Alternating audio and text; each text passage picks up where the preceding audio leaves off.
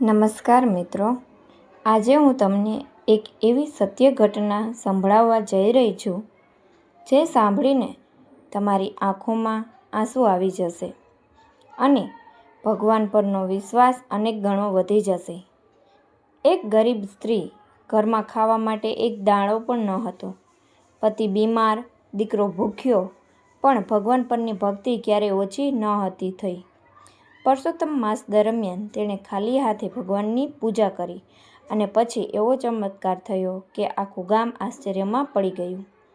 તો ચાલો મિત્રો, શરૂ કરીએ ભક્તિ, વિશ્વાસ અને ભગવાનના ચમત્કારથી ભરેલી આ હૃદયસ્પર્શી વાર્તા. ગરીબ પરિવારની પુરુષોત્તમ માસની સત્ય ઘટના, જેને ભક્તિએ બદલ્યું ભાગ્ય. ગુજરાતના એક નાના ગામમાં રમેશ, તેની પત્ની ગીતા અને તેમનો 10 વર્ષનો દીકરો મોહન રહેતા હતા. ગામના છેવાડે માટી અને ટીનના પતરામાંથી બનાવેલું તેમનું નાનું ઘર હતું. વરસાદ આવે ત્યારે છતમાંથી પાણી ટપકતું અને ઉનાળામાં ઘર ભઠ્ઠી જેવું ગરમ થઈ જતું. રમેશ પહેલાં ઈંટ ભઠ્ઠીમાં મજૂરી કામ કરતો હતો. આખો દિવસ ભારે કામ કરીને સાંજે 2 પૈસા લઈને આવતો. ગરીબી હતી પણ ઘરમાં પ્રેમ હતો. ગીતા ઓછામાં ખુશ રહેતી. મોહન પણ ભલે ગરીબ હતો પણ ખૂબ સમજદાર અને ભણવામાં હોશિયાર હતો. પરંતુ એક દિવસ બધું બદલાઈ ગયું. ભઠ્ઠીમાં કામ કરતી વખતે રમેશ ઉપર ભારે ઈંટો પડી ગઈ. શરીરમાં ગંભીર ઈજા થઈ. મહિના સુધી હોસ્પિટલમાં રહ્યો. ઘરનો બધો બચેલો પૈસો દવાઓમાં વપરાઈ ગયો. હવે રમેશ કામ કરી શકતો ન હતો. ઘરની આખી જવાબદારી ગીતા ઉપર આવી ગઈ. સવારે 4 વાગ્યે ઉઠવું, પાણી ભરવું, લોકોના ઘરે વાસણ ધોવા જવું, કપડાં ધોવા, પછી ઘેર આવીને પતિની સેવા કરવી, દીકરાને ભણવાવો. જીવન જાણે સતત સંઘર્ષ બની ગયું હતું. પણ આ બધાની વચ્ચે પણ ગીતાની ભગવાન શ્રી કૃષ્ણ અને પુરુષોત્તમ ભગવાન પ્રત્યેની ભક્તિ ક્યારેય ઓછી નહોતી થઈ. દર સવારે તે ઘરના ખૂણે રાખેલી નાની તસવીર સામે દીવો પ્રગટાવતી અને ધીમે અવાજે ભજન ગાતી. રાધે કૃષ્ણ ગોવિંદ ગોપાલ મોહન. ઘણી વખત પૂછતો, માં, ભગવાન આપણે સાંભળે છે? ગીતા હસીને કહેતી, ભગવાન મોડું કરે છે બેટા, પણ ક્યારેય અંધેર નથી કરતા. પણ અંદરથી ગીતા ઘણીવાર તૂટી જતી. એક દિવસ ઘરમાં માત્ર એક જ રોટલી હતી. ગીતા એ રોટલી 3 ભાગમાં વહેંચવા લાગી. મોહને જોઈ લીધું. માં, તમે ખાશો નહીં? ગીતા બોલી, મને ભૂખ નથી બેટા. પણ સાચી વાત એ હતી કે ગીતા છેલ્લા 2 દિવસથી ભૂખી હતી. તે રાત્રે મોહન ઊંઘી ગયો પછી ગીતા બહાર આકાશ તરફ જોઈને રડવા લાગી. હે ભગવાન, મારા દીકરાને ભૂખ્યો ના રાખશો. આવતા અઠવાડિયે પુરુષોત્તમ માસ શરૂ થવાનો હતો. ગામમાં ભક્તિનું વાતાવરણ હતું. દરેક ઘરમાં પૂજા, ભજન, કથા અને વ્રતની ચર્ચા થતી હતી. પણ ગીતાના ઘરમાં દીવો કરવા તેલ પણ નહોતું. પાડોશની કાંતાબેન ઘણીવાર ગીતાની મજાક ઉડાવતી. અરે ગીતા, ભગવાન ભક્તિથી પેટ નથી ભરાતું, કામ કર કામ. ગીતા માત્ર સ્મિત કરતી. પુરુષોત્તમ માસનો પહેલો દિવસ આવ્યો. ગીતા વહેલી સવારે નદી પાસે સ્નાન કરવા ગઈ. ઠંડુ પાણી, ખાલી પેટ, છતાં આંખોમાં શ્રદ્ધા હતી. ઘરે આવીને તેણે ભગવાન સામે પાણીનો લોટો મૂકી કહ્યું, હે પુરુષોત્તમ ભગવાન, મારી પાસે તમને ચડાવવા કંઈ નથી, પણ મારું મન સાચું છે.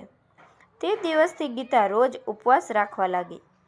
ઘરમાં ખાવાનું ઓછું હોવા છતાં તે ભગવાનનું નામ લેતી રહેતી. એક સાંજે ગામમાં મોટા વેપારી ધનરાજ શેઠે ભવ્ય ભોજન રાખ્યું હતું. આખું ગામ આમંત્રિત હતું. મોહન ઉત્સાહથી બોલ્યો, માં, આપણે પણ જઈને. ઘણા દિવસથી સારું ખાધું નથી. ગીતા થોડી ક્ષણ ચૂપ રહી, કારણ કે તેને ખબર હતી કે ગરીબ લોકો ત્યાં જશે તો લોકો અપમાન કરશે. પણ દીકરાની આંખો જોઈને તે ગઈ. ભોજનમાં ગામના ધનિક લોકો બેઠા હતા. ગીતા અને મોહન એક ખૂણે ઊભા રહ્યા. એટલામાં શેઠની પત્નીએ તીખા અવાજમાં કહ્યું, અરે, પહેલાં આમંત્રિત લોકોને ખવડાવો, પછી બીજાને આપજો. આ સાંભળીને ગીતાની આંખોમાં આંસુ આવી ગયા. મોહન ધીમેથી બોલ્યો, માં, ચાલો ઘરે જઈએ. બંને ભૂખ્યા ઘરે પાછા આવ્યા. તે રાત્રે ભારે વરસાદ શરૂ થયો.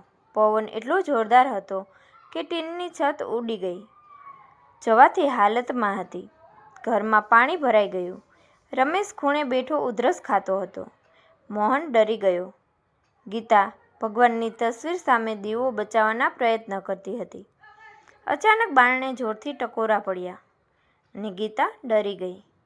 આટલી રાત્રે કોણ આવ્યું હશે? બારણું ખોલ્યું તો સામે એક વૃદ્ધ સાધુ ઊભા હતા.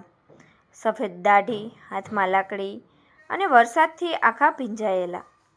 સાધુ બોલ્યા, દીકરી, રાત્રે આશરો મળશે?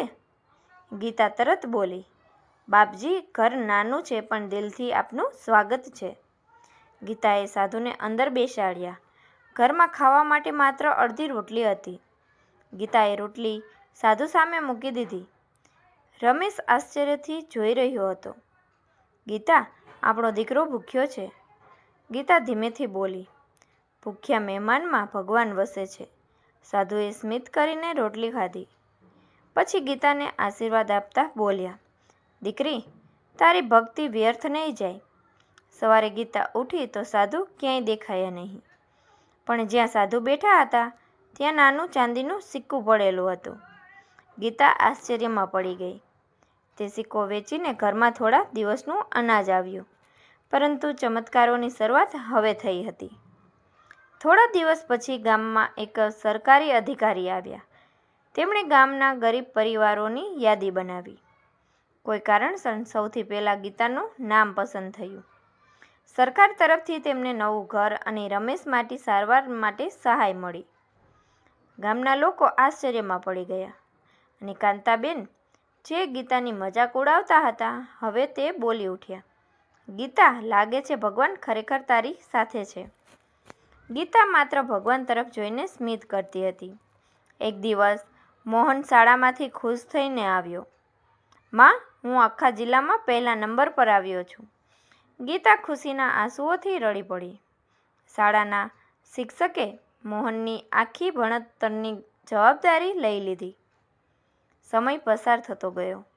રમેશ ધીમે ધીમે સાજો થવા લાગ્યો. મોહન ભણીને મોટો અધિકારી બન્યો. વર્ષો પછી મોહન શહેરમાં મોટી નોકરી કરતો હતો. પણ દર પરસોત્તમ માસમાં આખો પરિવાર ગામના એ જ નાના મંદિરે જતો. એક દિવસ મોહને માતાને પૂછ્યું, માં, તમને ક્યારેય ભગવાન ઉપર શંકા આવી નહોતી?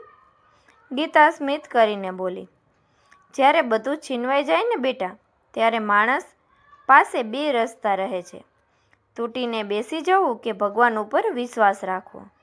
મેં વિશ્વાસ પસંદ કર્યો. એ સાંભળીને મોહનની આંખોમાં આંસુ આવી ગયા.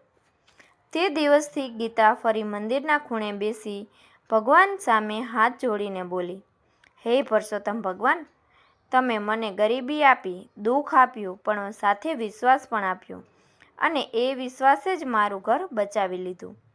મંદિરનો દીવો શાંતિથી ઝગમગી રહ્યો હતો, જાણે ભગવાન પોતે સ્મિત કરતા હોય. તો મિત્રો, આ હતી એક ગરીબ પરિવારની સત્ય અને હૃદયસ્પર્શી ઘટના. આ વાર્તા આપણને શીખવે છે કે જીવનમાં કેટલાય દુઃખો આવે, દુનિયા સાથ છોડી દે, પણ જો ભગવાન પર સાચો વિશ્વાસ હોય તો ભગવાન કોઈને કોઈ રૂપમાં જરૂર મદદ કરે છે. ગીતા પાસે ધન નહોતું, મોટું ઘર નહોતું, પણ તેની પાસે સાચી ભક્તિ હતી, અને એ ભક્તિએ જ તેનું ભાગ્ય બદલી નાખ્યું.